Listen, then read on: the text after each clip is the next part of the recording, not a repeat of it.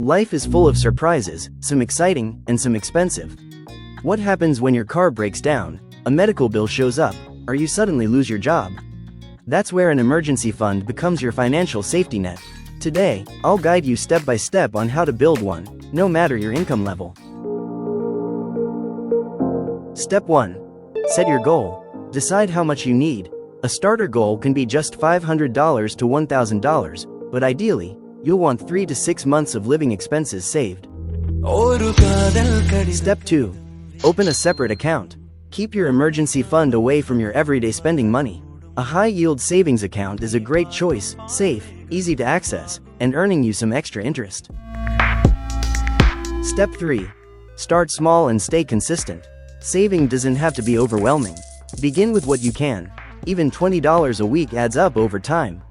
The key is consistency, not perfection. Step 4. Automate your savings. Set up automatic transfers right after payday. When saving becomes automatic, you remove temptation and make progress without even thinking about it. Step 5. Cut back and redirect. Look for small sacrifices, maybe one less takeout meal, or canceling that unused subscription. Redirect those savings into your emergency fund. Step 6. Protect your fund. Remember, this money is for true emergencies only, not vacations, not shopping sprees.